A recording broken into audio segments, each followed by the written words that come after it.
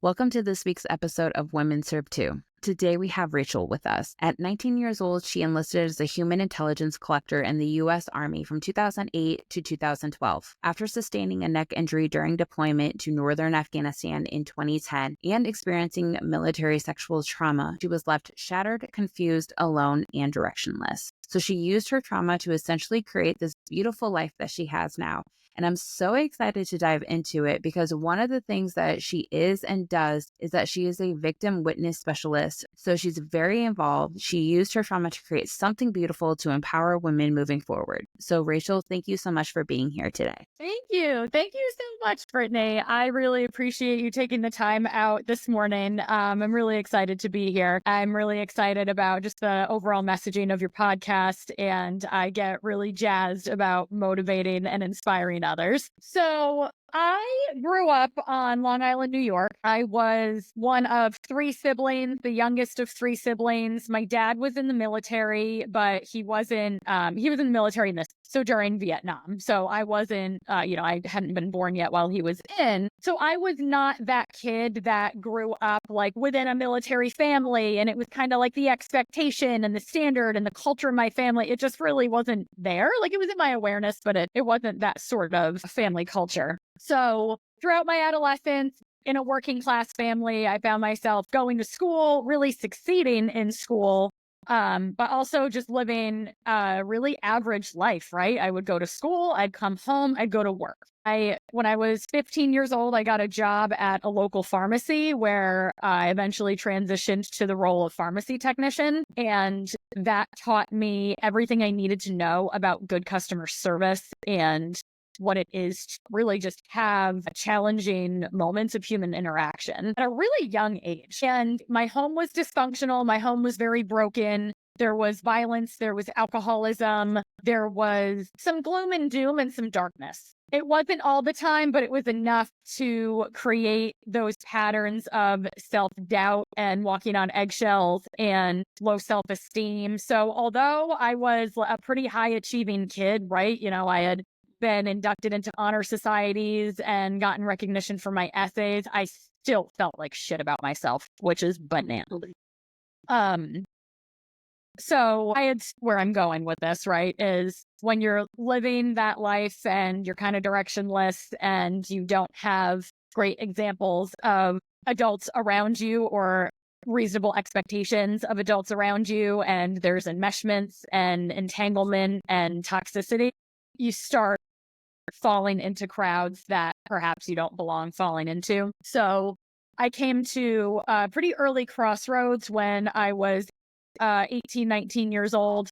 I had taken a year off in between high school and enlisting, quite frankly, because I didn't know what to do. I was a lost kid. However, I was really grateful to have had this position as a pharmacy technician because what it did was give me some self-esteem and some confidence to guide myself through that critical point in your life where you really do need guidance, despite how stubborn you are at that age. So it was Long Island, right? It was Long Island in the mid 2000s. It was a really intense party scene. There were drugs everywhere. Club culture was rampant and the standard. So, you're going out, you're drinking, you're driving fast cars with strange people, like quite literally the shit they make movies about. So I noticed and reflected that I was in this position where I'm living like a double life. I'm living a really responsible life, but I'm also living a really dangerous life.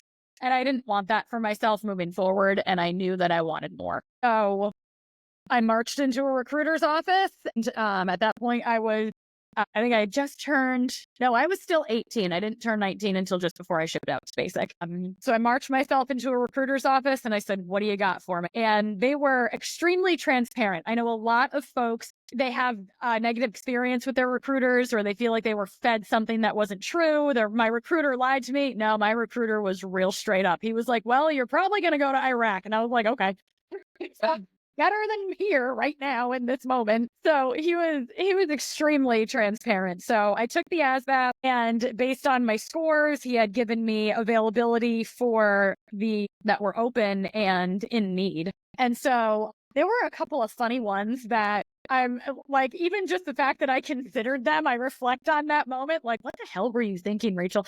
I think one of them was like preventative medicine, but it wasn't like, not preventative medicine, that's a different term for it, but like preventative testing in medicine or something. Really, he was like, you're going to walk around checking meat lockers. I don't want to do that. What else do you have? And so what it ended up boiling down to was military police or human intelligence collector. And I really teetered on it for a while because I was like, wow, military police, like talk about advancing my career and reflecting on my younger self. I always had my future in mind when making these big decisions, even at an age where you're just so unequipped to do it. So, I can't quite remember what the tipping point was for me, but I ended up going human intelligence collector really because at 19 years old, you are served that and you're like, that sounds pretty sexy. Let me do that. And it was.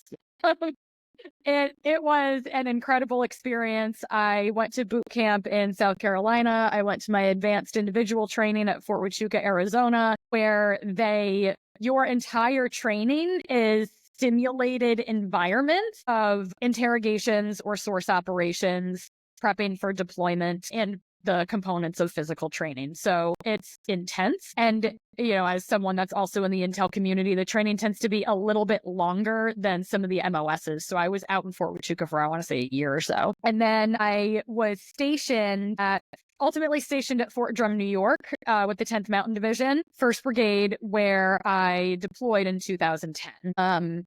My overall military experience was extremely challenging based on just what it is to be a woman in a man's army. I was not always you can't guarantee, the military cannot promise you're going to be in safe predicaments, right? That's why we do it. We're protectors. But what was unexpected was the institution I had enlisted in with the purpose of serving to protect my nation didn't protect me when I needed it. There were people that were put on my path, sought to debase and deframe and really destroy me. They succeeded for a short. It ultimately led me right back to myself. It was hard. It's scary. It's lonely. It's isolating. And then you add combat into the mix, right? So you're surrounded by people that are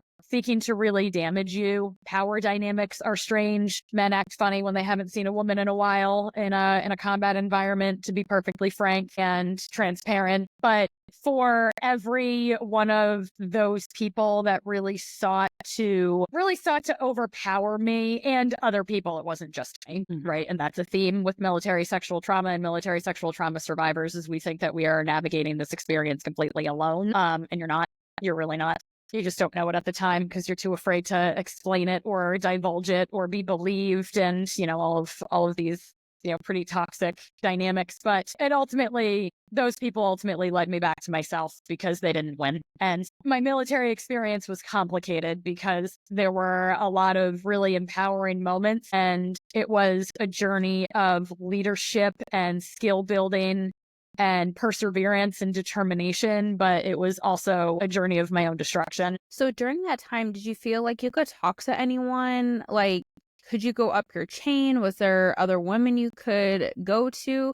How did you navigate that period in your service? It was tough because I was not high ranking. At this point in time, I was private first class and then eventually got promoted to specialist. So I had not broken the barrier of enlisted leadership, putting me in command of like a squad or even a platoon. So I had that barrier, that very tangible barrier in front of me where you have to these people that they might not be able to do anything for you other than listen, which there was more value in that than I realized at the time, because that taught me how to observe and witness trustworthy characteristics in other people. The option is always there. It is presented as an option that is there to go to your chain of command. But how do you go to your chain of command when there's people in your chain of command that are the problem? So the damage comes out of feeling trapped, helpless, victimized when you are also in this capacity where you are serving and protecting. So it's extremely complicated. My greatest strength and power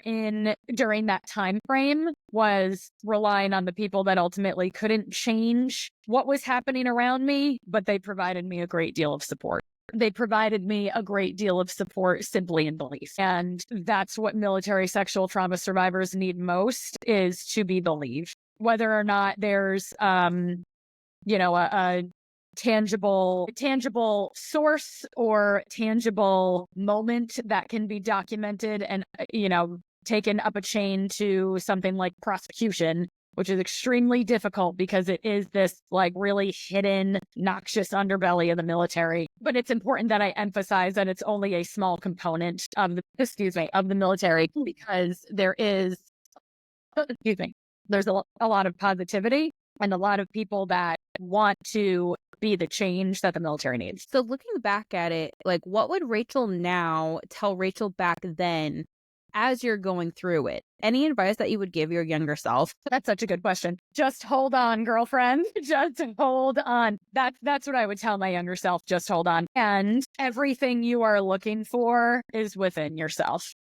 Mm-hmm. So just because I felt trapped, and I mean, it's a psychological component of being trapped, really, because it puts you in a position where you're forced to make decisions on, am I going to blow a whistle that might just get me shunned? It might get me in trouble. It might get me not believed. It might put me in a predicament where, there's components of groupthink that happens, right? When you have people in units and in groups, it's just kind of the tribal nature of humans. So in that point in time, really the biggest lesson and advice to myself was, it's within you.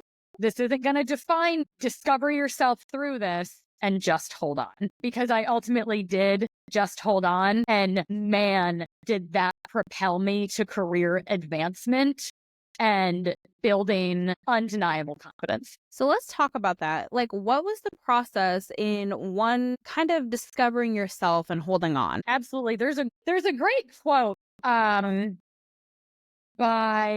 I'm going to botch his last name. I think it's Arthur Schopenhauer. And it's, talent hits a target no one else can hit. Genius hits a target no one else can see. So discovering genius in your adversity, discovering the power in your trauma and in your healing and in your growth. My process was largely focused on turning my symptoms of PTSD into a superpower. And so at the time I had gotten out of the military, I was pregnant. And I medically discharged because of my injury in Afghanistan, but I happened to get pregnant during that process of my medical discharge. So that's not why I took the medical discharge, but it added this layer of motivation. Like, I could sit in my victimhood. I could sit in my lack of self-esteem. I could sit in my sadness and my depression and my anxiety. But that was not an option. I had my daughter. I got pregnant with my daughter, had my daughter, and that was all the motivation that I needed to. So the first part of my journey was external and internal destruction, right? Because I had to recognize my own behaviors. I had to get real dark and ugly with myself and feel that pain. I don't want to diminish or excuse the behavior of other people in that process, but I was not about to let somebody else dictate how I was going to live my life beyond that experience. I took that motivation and I accessed resources. I accessed my education. I remembered exactly why I joined the military in the first place. And that was to get out of another cycle of darkness, right? I pride myself on being a generational cycle breaker. And it's a heavy burden to carry. Wow, is it rewarding? I took that experience and I put myself through college. I just started exploring my options, right? I became the guidance counselor I needed. I became the hero I needed. I became the mother that I needed. I became all the things that I didn't have that I really and truly needed in navigating life. So I looked to IBIL, I looked to resources, I looked to anything and everything I could get my hands on to grow and develop. And that is when I started to participate in my life differently than just living and existing. And that's a really important part of the transition into civilian life, which is a lifelong transition. That's something that I think is important to emphasize as a veteran, as a female veteran particularly, because we navigate our transitions, different factions of ourselves. We're veterans, we're mothers, we're veterans, we're friends, we're veterans, we're people, we're veterans, and we're women, and just move differently. In the aftermath of, clinical depression and PTSD and anxiety, I battled with an eating disorder. I faced a lot of interpersonal chaos and challenges. I was in an extremely damaging relationship. I sought to education as my outlet. I went to undergrad. I started out in the suburbs of Boston. I began my undergrad at Curry College out in Milton, Massachusetts. And my first week of undergrad was spent going to school and then coming home to a 8-week-old baby. And it was nuts. Oh my. No, it's like, I don't do hard things small. It's like, why not just do all the things all at once, right? Yeah, I feel like we're very similar in that aspect. So, yeah, I understand. Okay, so you're going to school with an 8-week-old. How was that transitioning from military aspect to that civilian life? Like, what did that look like to you? And what advice would you give? Because, like you said, you're not taking the easy route over here. No. And not only started undergrad, I think less than a year after I had come back from Afghanistan. Like it was just nothing but a series of intense transitions. My hypervigilance and the fact that, my central nervous system was operating at a baseline capacity of like heart attack at best, like you're just waking up full of adrenaline. And I think that the superpower there, although I was so anxious and hyper functioning, I mean, had I not been, I'm not sure I would have had the motivation to pursue and persevere and like really thrive and achieve. So what was ultimately really challenging was dealing with the confusing layers of anger and emotion. I was so angry at monotonous things. The military experience redefines how you classify mundane and how you classify and categorize simple experiences and tolerance. It changed my tolerance. At that point in time, my tolerance was limited. It was hard for me to be around peers that were taking advantage of their education because I had to gamble with my life for mine. Others were sent along their path. I envy that path, right? Like at the end of the day, that's what it's about. My lack of tolerance and my anger and frustration at that point in time was really about envy. I was so fucking pissed that like I experienced this deployment. It changed who I was. And that's really, that was the crux of it, was I was a changed human. I was a changed person. And ultimately, it's for the better, right? This journey is not for everyone, and that's okay, because the advice that comes from it is to be able to lean into yourself and just bear witness to some of these difficult emotions, because they always point you in the direction of value, skill, a lesson. It points you in the direction of your own strength and resilience. So at that particular point in my journey, where I have this baby and I'm still, biologically and in a neurobiophysiological component coming down from a deployment, just with all this anxious energy, at times psychological violence around me within the context of my relationship at that point, I found my way to myself. So it's important to acknowledge the pain, because although I was in a lot of pain, pursued and persevered through it. And I'm not sure I would have ever been able to get to where I am without having done that, without having gone through that pain. If I experienced small hiccups and small average blips throughout my career and throughout my journey, I'm not sure I would have gained the fulfillment that I now have and the strive. and determination. What would you say was the most rewarding moment in your path to healing, and what steps did you take? You mentioned a lot of internalization, but were you journaling? Did you do talk therapy? Like, what did you do for your journey, and what was the most rewarding moment? Yes. The people, angels, if you will, that have been put on my path have been the most rewarding. I am somebody that really, my cup is filled by service to others. I did almost immediately, I had gotten myself into therapy. I took advantage of resources that were available to me. And I also explored some self-help resources that allowed me to not only fulfill a path to my own healing, but fast forward, throughout grad school and everything, create my mechanisms that I instill in others in practice, in my professional practice. Journaling was a really big component. Being in nature was a big component. Laughter with friendships was tremendously valuable. I have gained sisters along the way, and allowing myself to lean into love and companionship and friendship and vulnerability, like the essence of human vulnerability. So I do have a question though, especially from someone who has dealt with trauma and PTSD and anxiety. People tend to get isolated, and here you are, you're talking about being surrounded by people, companionship. What gave you the door to actually be open and be willing to talk to other people about being vulnerable, allowing yourself not to be isolated? A great question, because I spent a large portion of that journey isolating myself and isolated as a result of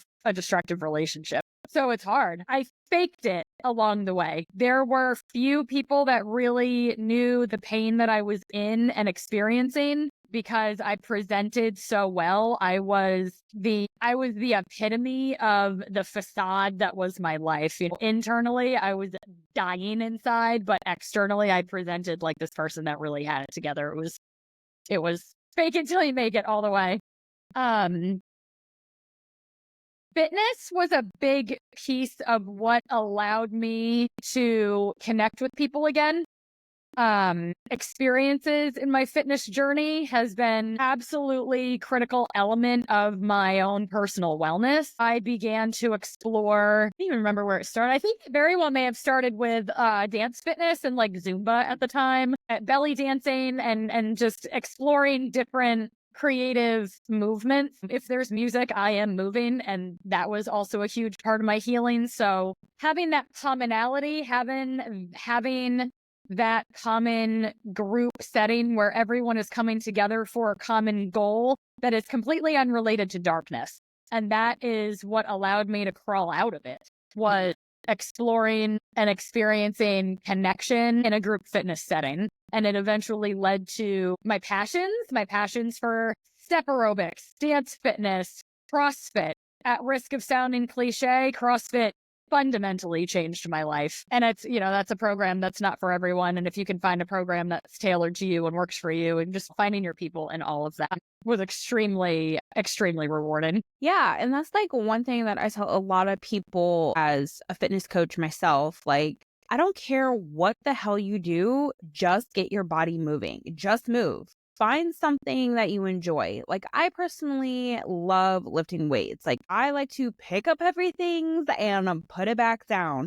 But if that's not for you, find something. Hiking, yoga, whatever it is, continue to find something until you're like, this is it. And there's just so much research that shows physical fitness helps with anxiety, depression, and PTSD. And I don't know about you, but when I came in as Intel, you couldn't talk to anybody. Like, it all came down to your security clearance, and you're trying to navigate maintaining your security clearance, but also trying to processing some of the things that you've seen or were a part of. So it was either fitness or drinking. That's right. That's exactly right. And a lot of the time, it's either one or the other. And alcohol can be a road that is very hard to get out of. And that's why, I personally tell myself, just move. And I don't care if it's just walking, it doesn't take very long for those endorphins to start kicking. It's just like a short amount of time, 15, 20 minutes. And that's why I love what you're saying, finding that physical outlet to get your body moving, get those neurotransmitters pumping. And then, like you said, find your people. Absolutely. And what it does for you ultimately, it allows you to access belief in yourself and also doing a challenging thing every day. What I really love out of, all the darkness and adversity and obstacles that have been presented to me is that not only has it allowed and pointed me in the direction of a meaningful and fulfilling life, finding what is really and truly important in this world. I got one shot on this earth. That is it, just one, and I'm going to make it count. But what fitness did for me and what it can do for other people is present everyday challenges. It allows me to do a hard thing every single day. Whenever I'm having a day where I'm really down on myself and I'm in a trauma response of overwhelming lack of self-worth and my self-esteem is in the pits and I don't feel confident and I'm doubting myself and self-deprecating, my negative self-talk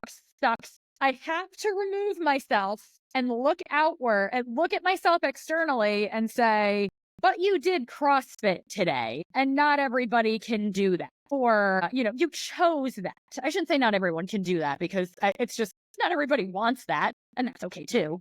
But I chose that. I choose challenges every single day, and that has ignited fire that I deserve to have, right? People are deserving of a big life. People are deserving of motivation and inspiration and creativity and productivity. I deserve that.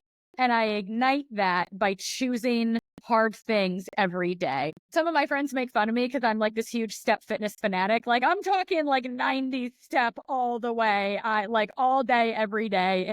And when I get into fitness funks or plateaus, I always jump back on my step. I'm like, this is something I can do in my sleep. And what I love about it is that it's a brain-body connection, much like dance, right? You see dancers, and dancers are relentless. It's something that has been a theme in my life. I have been a lot of things. I have, out of dark ugliness to the most illuminating of bright lights, I have been relentless throughout the entire process. Dancers tend to be relentless, right? Athletes tend to be relentless. They're showing up in the studio and they are dancing every day. That weirdo movement that they can't seem to get, you do it over and over and over and over again. It allows you to really and truly push yourself and bear witness to your self-actualization, bear witness to your own potential. Puts you on a path to your potential. And it's fun. It's fun and it's silly. And it's especially post-COVID, I just think of the chronic worry that people have. Nobody had it harder during COVID than mothers and single mothers, and just the uncertainty and the unknown and chaos.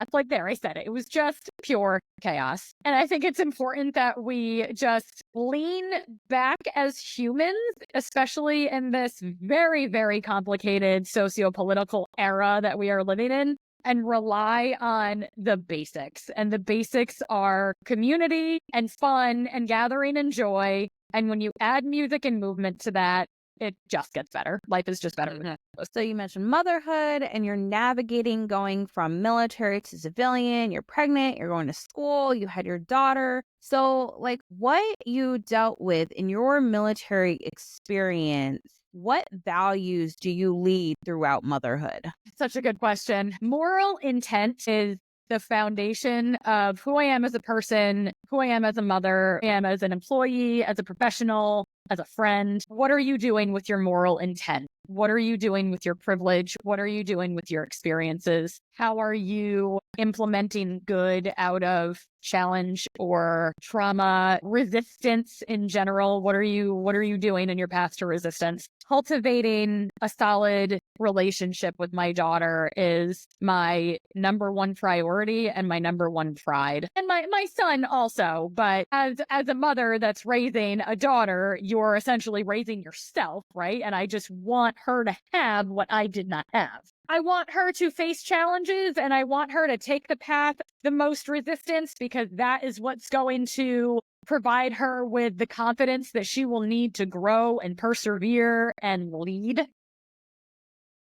And it really boils down to strategizing through a good relationship with her and my moral intent. It's so important as parents and mothers to have done our own work.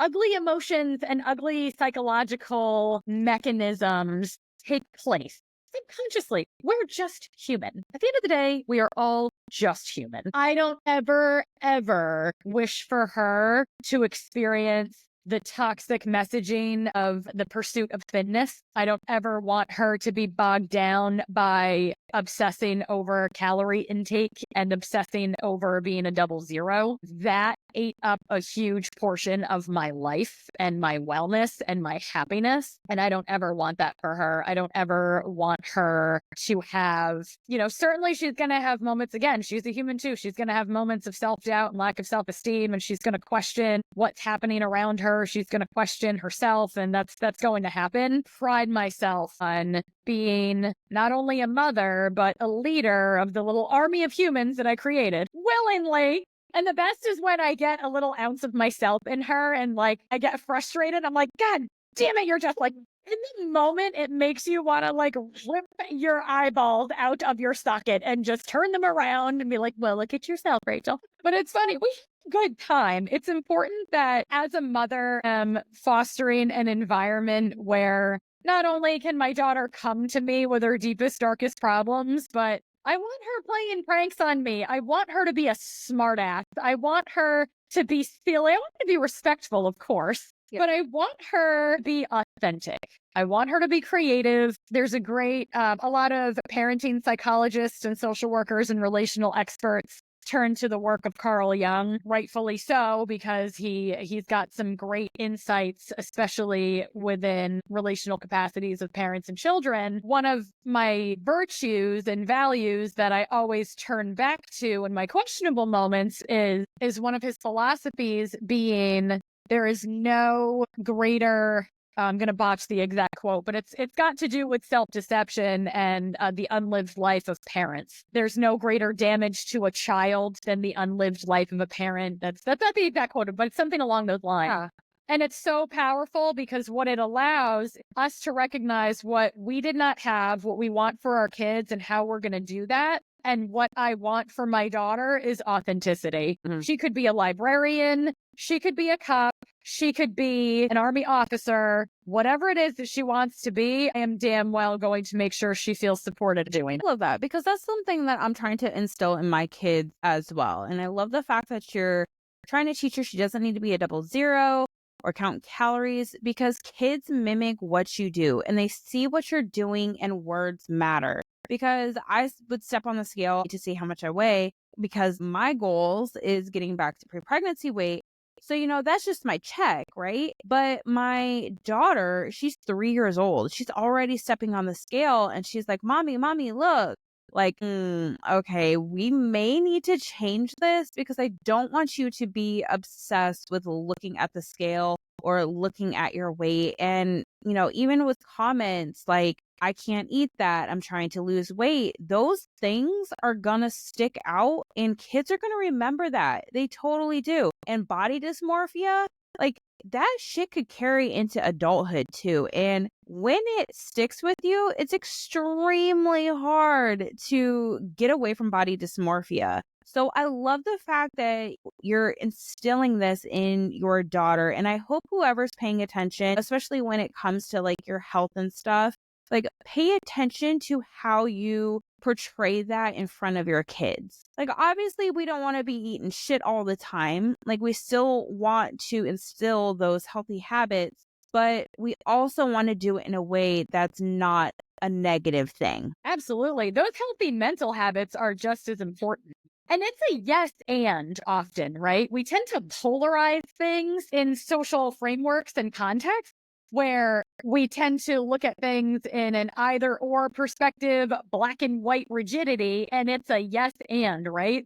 I can, right? Because as a mom of 2 kids, I can also, to get to a certain weight where I was just more comfortable and it's about my capability and my self-esteem and my confidence and just where I like to be. Also, in terms of my functioning, flexibility, and skills and athleticism, it's not always about the number on the scale. And that's where it gets dangerous for me personally, is I got really stuck a past version of myself that just didn't need to be, right? I got stuck on a number. I got fixated, and it was part of my own trauma response, right? It's a mechanism of control. It's a mechanism of predictability. The human brain will go to great lengths to get you to predictability when you are in a state of chaos, uncertainty, or unknown. And for women, often it's an internalized mechanism, such as an eating disorder or fixated obsession with weight, even wellness. There's even dangers to wellness, right? And so it's definitely about finding a balance. And I lived, gosh, it's embarrassing, overpowering eating disorder behaviors are for people. And it's a constant cognitive process, right? It's not only stepping on a scale, it's, thinking about the calories you consumed at a meal you had with your friends 2 months ago. Like, girl, that is done. Did you have fun? Yes. Did you enjoy that restaurant? Yep, sure did. Did you also do CrossFit that day? Did I drink enough water? Yep. Did I also enjoy cheesecake? I did. And it had caramel on it. But yeah, it's a yes and. Like, it's okay for us to want to achieve our goals. And I'm really glad you mentioned that, because it's, you don't want to shame. People get shamed. You can't do anything without getting shamed in today's world. It seems, right? Like, you get shamed for wanting to be fit. You get shamed for wanting. I get hydration shamed all the time in spaces. I carry around a big ass obnoxious water bottle, and I got this wonderful, beautiful. I love that one. Okay, so I got this Stanley as a gift, and I'm obsessed with it because it holds in it insulates perfectly. So I'm like one of those people with my Stanley, right? And I've never been one of those people to jump on, like hot TikTok trending thing. But I totally am. But I carry around this obscene water bottle that's like giant, and it's pink, and it's got like little quotes on it. And people, just feel the need to comment, gosh, that's a little much, don't you think? And it goes back to that foundational, like, soldier experience of drink water. It'll fix everything.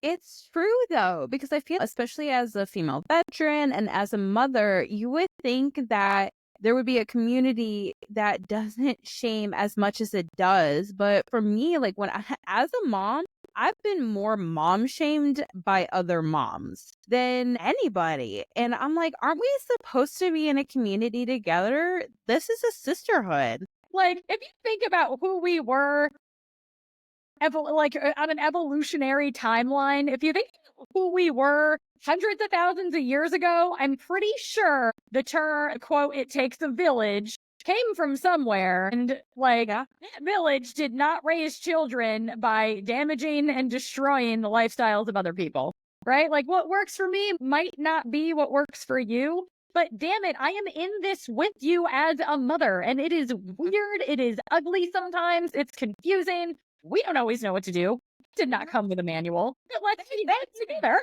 Yes, and it's just so crazy. I'm getting shamed, like, even when I was in the military, and it was always the other females being catty, and it was just like constantly knocking us down. And I'm like, why? There's only 3 of us. We need to stick together. Our own worst enemies, and it's a crying shame because we need each other. We need each other so bad. I'd be curious, and intel particularly is an extremely cutthroat category of military occupational service, regardless of where you are in rank. The interesting thing about intel and the intel community is sometimes rank matters in the context of, like, yeah, you're not going to tell a major to go fuck themselves without having a really bad day. But there were moments where rank was irrelevant to the mission. Right. So, like, when I was in Afghanistan and I'm going out on missions, I'm placed in a small combat operating unit of a military police and combat engineers. And so where our commander or our first sergeant might be driving the objective and the mission, it's my intel that we're gathering. And it's that objective that is the basis of the very framework of your operation. right? So it didn't matter that I was a specialist. Like rank was irrelevant and it knew no bounds when it came to running sources or doing an interrogation operation in a detention facility. Because at the end of the day, it's not your cover. Your rank is not your cover when you're in certain facts of intelligence, of the intelligence community. Yeah, that is very true. As Air Force, I've worked alongside majors and captains as I was like a little baby airman, and they're asking me questions, and I'm like, yeah, absolutely. Like when Libya kicked off and we were trying to, get Gaddafi, they were like, okay, where are these people? What should we be focusing on? Where's the troops? So it's like, you're right. Especially in intel, it is a little bit more, I'd say, blurred because it is irrelevant, like you said. You're responsible for things like debriefing an entire command team or providing intelligence. That is one of the roles I had while I was deployed. I was part of the operational management team. So when our teams got disseminated throughout Afghanistan and put into different pockets of other units, right? We had units with infantry. We had units with, I think maybe even artillery units. We had units of our intel folks with Cav scouts. So they're all over the country and they're reporting back to you your information. And you, as a PFC or a specialist, are responsible for relaying that information to all the top brass. And so it's not like, yeah, it's kind of a coincidence what your rank happens to be. And that really has to do with longevity and like the other systemic procedures of what it is to like gain rank in the military, but it's all super relevant. How did we get there on motherhood? But like going back to just what it is, that's what makes being a mom and a veteran difficult, because you have these experiences where, you're placed in situations where you're everything and nothing all at the same time, right? And that's basically what motherhood is. You are everything and nothing all at the same time. Not that I could reframe that, I guess. You're not nothing as a mother. You're certainly not nothing as a mother, but there are moments where you have to take a back seat and let your kid experience and explore for themselves. So that's where your role is to be there in the background and also watch them take risks with the potential of failing. And the lesson on the other side of that is knowing that like mama's going to be right here. You might even see elements of yourself in a behavior or an interaction, right? I think about teenage frenemies, right? Where you're learning. Sometimes I compare a deployment to middle school because damn, nothing's harder than those two things. Relationally, it will test your ass. Yeah. So, when you're raising young kids, especially in today's very complicated world, digitized world, where relationships have really been revolutionized, and you're dealing with content versus interactions and audience versus community, like those are all very different things. And it's important for kids to understand and distinguish the difference and to come to the ability to discern on their own. And that's where taking a step back and doing nothing as a mother is important, and just watching, letting the thing happen and picking and choosing your battles, right? My toxic trait is I'm not one of, the phrase I hate to say, I told you so, right? I love to say I told you so. And really, where that stems from is being chronically underestimated, right? Like going back to my military trauma, like, fine, underestimate me all you want. I dare you. Yeah. Like, okay, I dare you. I didn't get to where I am right now by succumbing to people underestimating me. Like I rise to the occasion, and I will continue to rise to the occasion, even in the challenging parenting moments. But it's funny. I think the unique world of mothering after the military and mothering as a veteran really is, and going back to that moral intent piece, this is not going to kill you. It's not going to kill you. War will try to kill you. It might kill you. You might die doing it. You're not going to die doing this. It's going to hurt, right? Like in terms of developmental stages of parenting and, the strategizing of your relationship with your children, watching them face challenges, it's so hard watching them not get out of their own way. Sometimes you got to take a back seat and say, internally reflect, this isn't going to kill them. This is not. And sometimes it really just is what it is in terms of I'm an F-bomb kind of mom. Sometimes I feel like a drill sergeant, like morning drop off and like the drop off line for me. It's like I'm at a motor pool and I want to be at a motor pool because at least that motor pool functioned. I go to a school drop off line and I turn into an absolute chaotic monster. Like I just heard a really great reference the other day in a combat veterans group. Actually, it was called temporary Tourette's. Like I like that kid throws their backpack on. I got that shit down to a science, right? Like we are not dawdling. We are not dilly dallying. You are in the back of my fucking Jeep and you are putting that pack on. I am opening that door. I'm kicking your zip out of it. Move, move. I'm closing that door. I am grabbing my steering wheel and I am having a moment of temporary Tourette's where I am screaming because I'm literally watching people like stare at their phone. They're chatting with the teacher across the parking lot. They're like tying their shoes while like other people are getting and they're disrupting the flow of what's sensible. And I am ripping my hair out. Yeah. Tantrum moment because I'm like, make it more efficient. What's happening here? And it's great because it makes me an effective leader and it makes me task oriented. And my entire journey has really just been an extraction of skill out of adversity.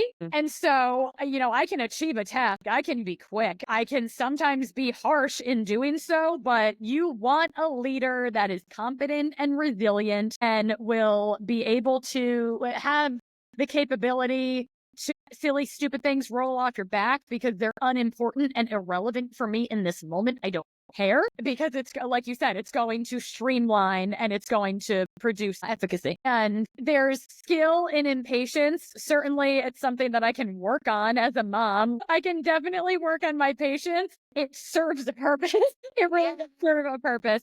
I'm still working on the patient aspect too. Nope. It makes us stand out as employees, right? It makes us stand out in terms of what is going to make the most sense, what's going to get the person to where they need to be, the quickest way to get there. And, where are we losing time, right? It's good time management. So there's definitely skill. There's skill and rewards to be gleaned out of some of our frustrations and our lack of tolerance as people. And that theme throughout veterans, I have during grad school, I was an intern at the VA, which was it was a great experience. I can't say enough good things. But one of the common themes, allows for camaraderie to be brought together too, with coming together over a frustrating circumstance, and lack of tolerance for just like very simple things comes up pretty frequently.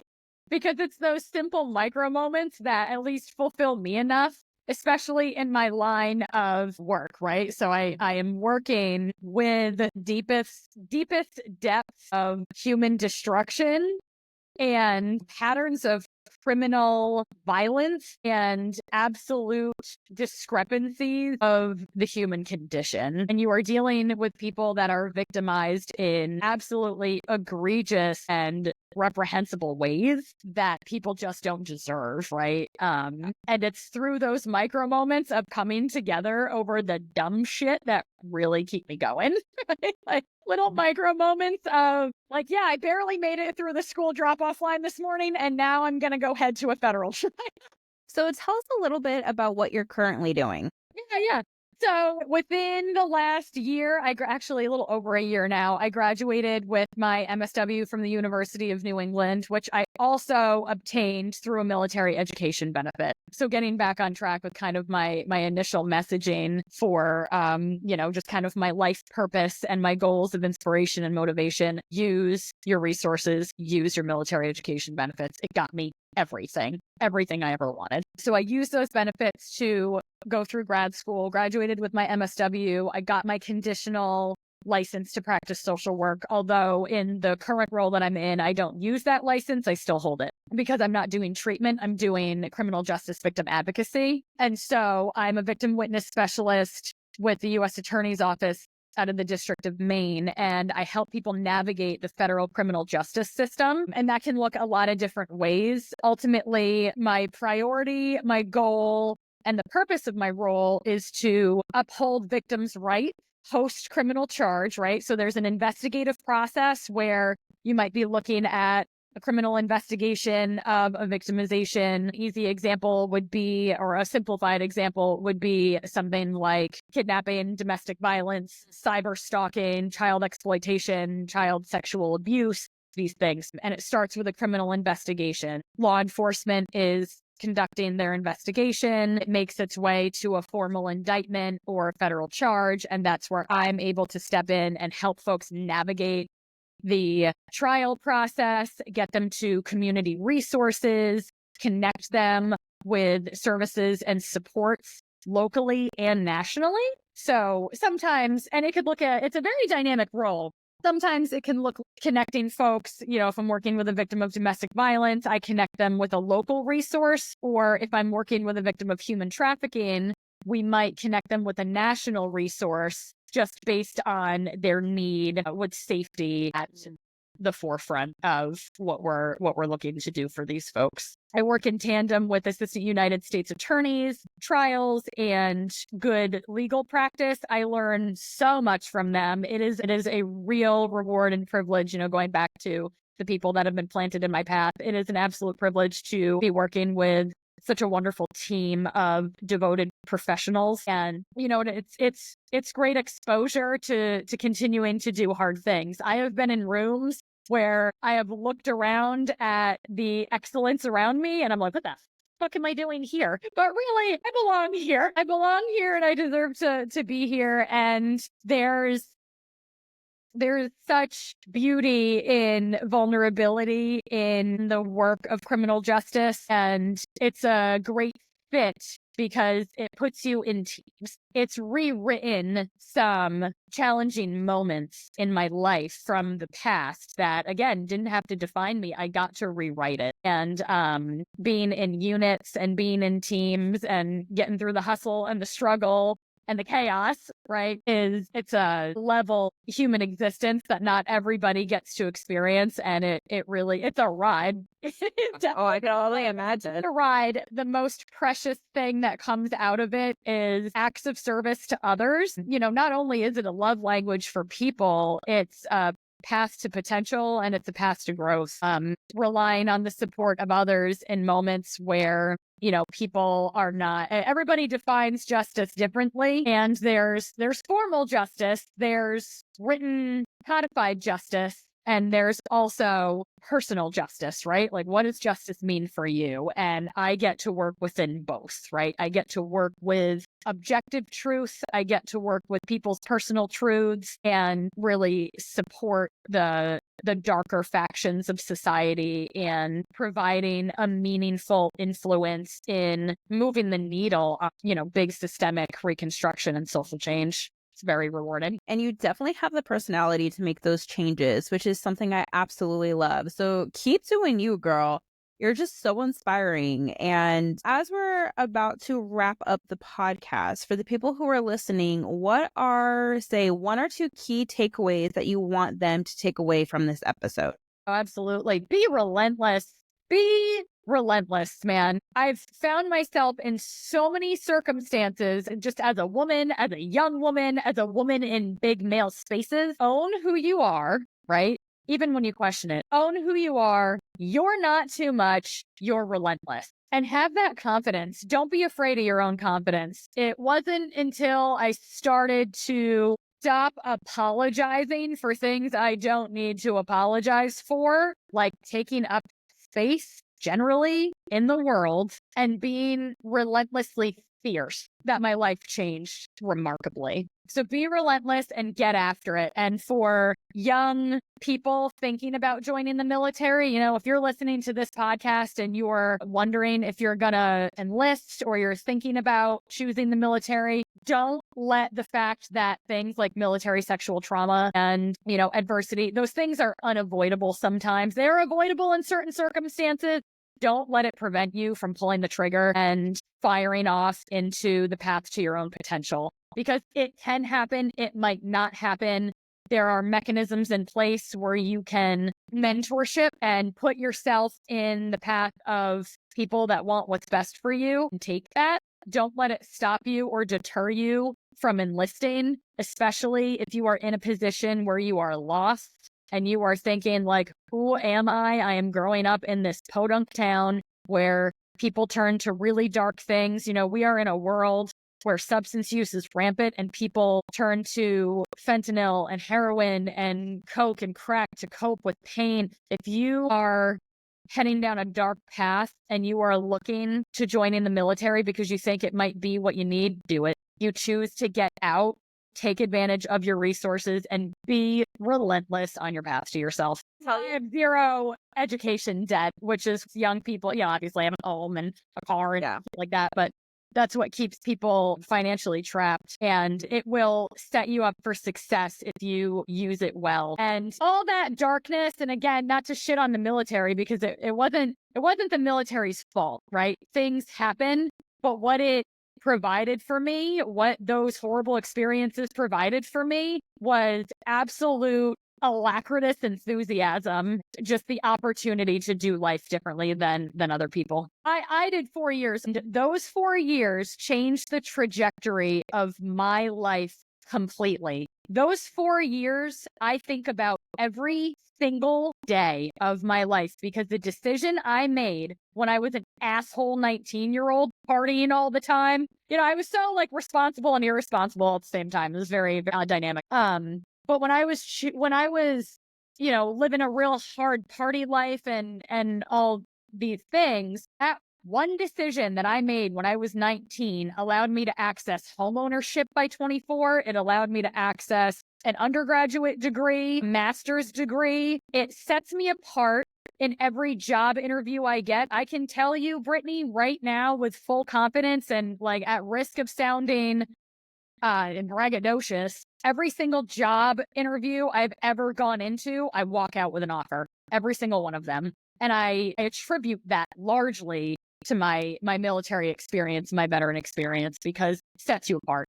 It flat out sets you apart. And if you are, and on the opposite side of that, civilian transition piece, if you are a transitioning veteran and you are in a stuck position of your transition where you just feel misunderstood and you feel depressed and anxious, and if if you are somebody that feels like like you want to give up, you have skill. You still have skill. It doesn't matter how deeply lost you feel, you still have skill that sets you apart from others. I agree with that. Yeah. This was such a great conversation. Thank you so much, Brittany. Thank you. So for people who want to stay in contact with you and your amazing personality or have questions as far as, dealing with trauma and healing, how can people find you? So I am still in the process of building my brand, if you will. I'm in the beginning stages of, I'm looking into leadership, mentorship, motivation. So I'll leave you with my Instagram, my email, my personal email. And if people want to reach out, please reach out. I'm also looking to pursue supervision for my license and mental health treatment. So, if there's folks listening and, you're looking for people to do some of that independent clinical practice, I'm definitely your girl. So you can contact me through my Instagram or my email. Just note that my Instagram is still kind of under construction in terms of building a public profile, but I still respond to it. And I'm hoping to get that kind of more detailed and launch that soon in the near future. Okay, awesome. So I'll add that all in the show notes. So if anyone wants to reach out, please hit her up. Rachel, thank you so much for taking the time to share your experience, share your insights. It was such a great conversation. Thank you. Thank you guys so much. Until next time, we will talk to you soon.